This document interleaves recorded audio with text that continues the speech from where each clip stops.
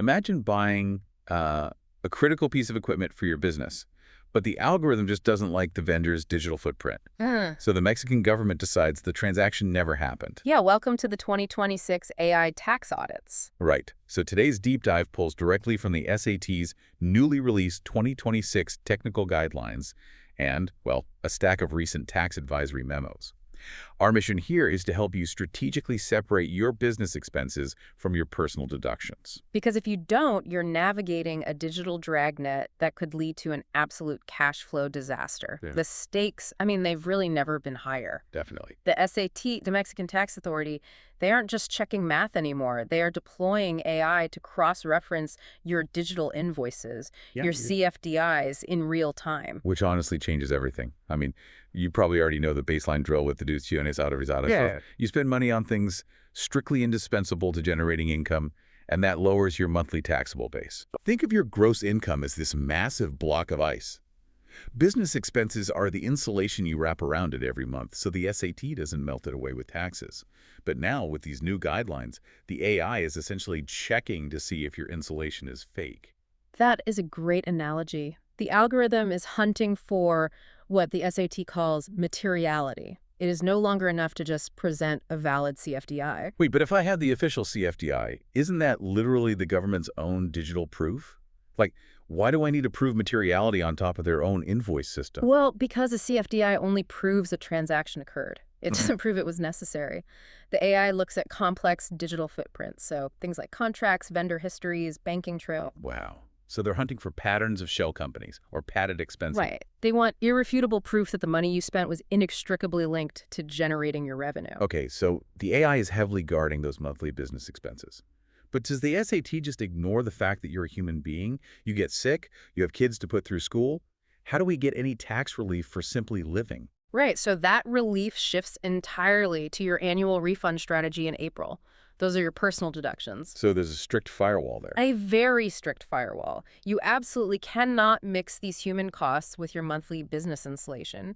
And this is crucial. If you pay your dentist or your child's tuition in cash, it vanishes from a tax perspective. Wait, it just doesn't count at all? Not anymore. The 2026 tracking requires an unbroken electronic trail like a credit card or bank transfer for it to even be considered. But they also cap how much of that electronic trail actually counts.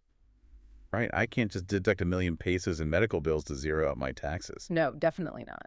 The government purposely caps global personal deductions at 15% of your total income, or 5 annual UMAs. And 5 UMAs, it's around what, 213,000 pesos? Yeah, around 213,973 pesos to be exact. The mechanism prevents high-income earners from completely wiping out their tax liability using luxury healthcare or elite private education. Right, so the system ensures everyone pays a baseline share, regardless of their spending power.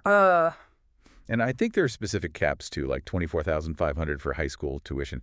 Plus, retirement plans or PPRs have a completely independent limit. Exactly. They keep those buckets very regulated. Let's pivot, though, because pulling from these advisory memos, there's a massive plot twist to all these rules, and that's Resico. Ah, yes. Resico flips the board entirely. Yeah, the simplified trust regime.